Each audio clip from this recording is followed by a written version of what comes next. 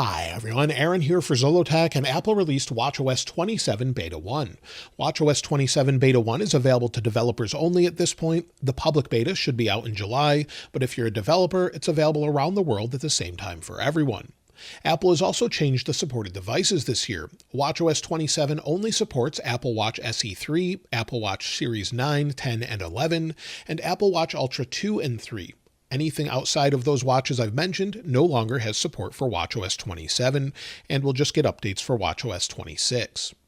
Now, as far as the overall size, you can see it came in at 2.2 gigabytes. That's on the Apple Watch Ultra 3, and you install this just like any other beta. Go into your Watch app, or you can do it on your iPhone and turn on your beta updates from Software Update. Now, in order to install this a little bit faster, if it's taking you some time, typically one way to do that a little bit faster is go into your settings, go down to where you have Bluetooth, scroll to the bottom, and turn off Bluetooth. This then forces the update to use Wi-Fi. It installs much faster, but just make sure you turn Bluetooth back on or it won't reconnect to the watch properly after it's installed.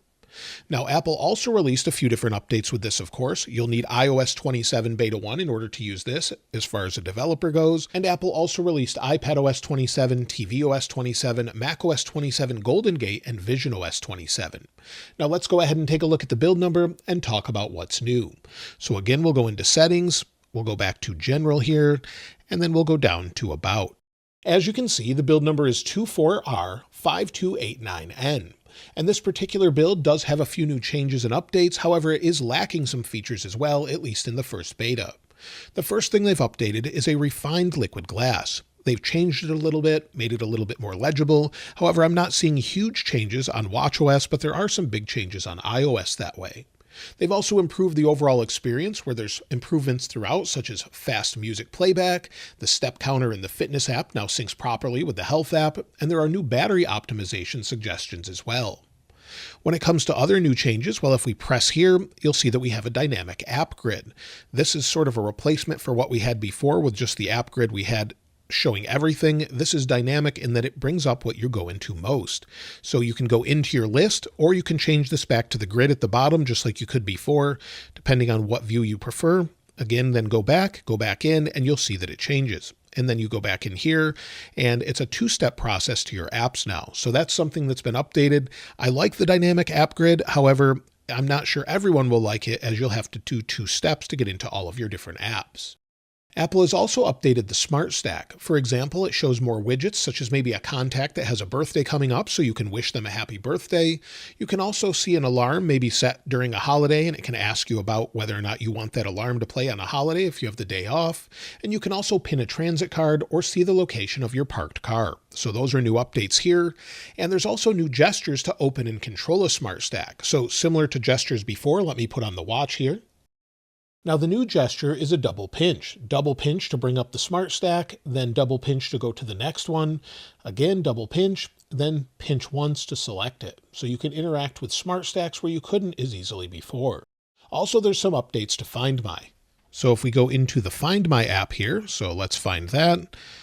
We'll scroll down here, see where we've got Find My. There we go. Find My has an update where it's more of a map view, and it's more easy to locate someone within that map. It's taking a while to load though, so it's giving me a map view saying home, and then I can get directions to her. You also have the option here for people, devices, and items, as well as yourself. So again, very map forward and just a slight redesign here. Now, one thing they have not included in this update that's coming soon is Siri AI. They showed it on the iPhone. It's available already on my iPhone, so if I press and hold, you can see the new look of Siri, and that's coming to the Apple Watch, but it's not available in Beta 1 that I can find. So it's not available also in the EU or China to start, and it's in English first. So to start, it will only be English. Also with Siri, you'll be able to ask to show different photos you're looking for, so maybe a vacation or maybe a specific car, something like that. You can give specifics and it should surface those photos. You'll also be able to send an email or resume a podcast. You can also have it play playlists and take actions within your apps. Siri will also sync across the Siri app, so if I can stop it from triggering here, so we'll go in here. If we look around, so if we look down here and we go into our settings, you'll see that we don't have the new Siri app. So there will be a dedicated app where you'll be able to see all of your different queries there, just like we have on the iPhone. But again, that's not available in Beta 1. Also, if you use fitness a lot, there'll be some updates. So if we go into maybe a workout, while you're working out, Workout Buddy gets some updates where there's new insights from fitness data, such as progress for pace, distance, and workout duration. There's also improved motion tracking. They've updated the algorithm to make distance measuring on treadmills and walks more precise. And then just like they showed with iOS 27, if you're on a phone call, it can now surface relevant information.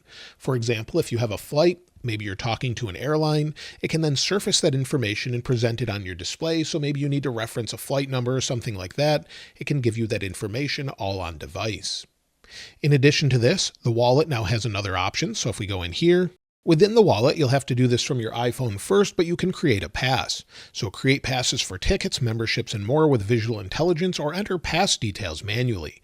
So you'll see here it's not directly on the watch, but you can continue here and create it either using a photo or create a pass manually for things such as a membership, standard, or an event.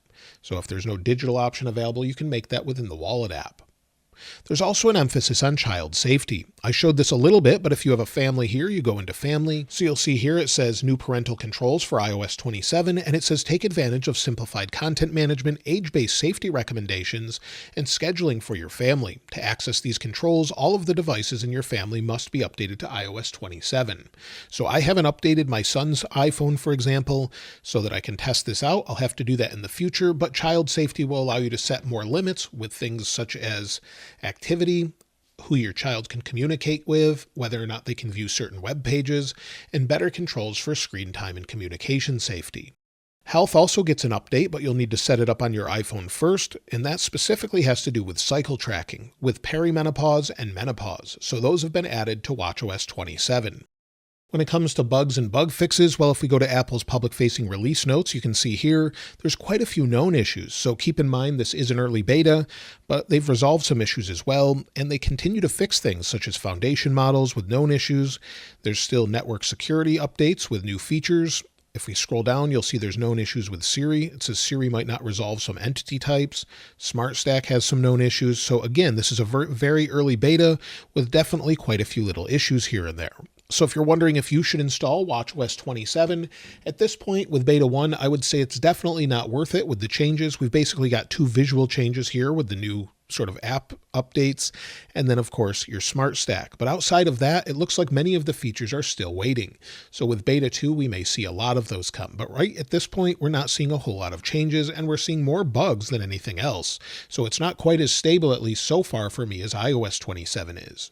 As far as when to expect the next release, well, it could be in a couple weeks or maybe 3 weeks where we'll have watchOS 27 Beta 2 to go along with iOS 27 Beta 2. Then the public beta would be in early July, either at the end of the week, at the first week of July, or the second week. So that's what we expect with that. When it comes to performance, well, the overall performance so far is okay, it seems. So if we go into activity, maybe we go into Lumi here in the middle, then we go to maybe the weather app. So if we go back in, maybe we'll go to noise. Sometimes that one doesn't work properly, so let's see if it works. We'll go into noise to measure decibel level, and it looks like it's working just fine. So performance is okay. As far as battery life, that takes a few days to measure. But if we go into settings, we'll go down to battery here. There's battery.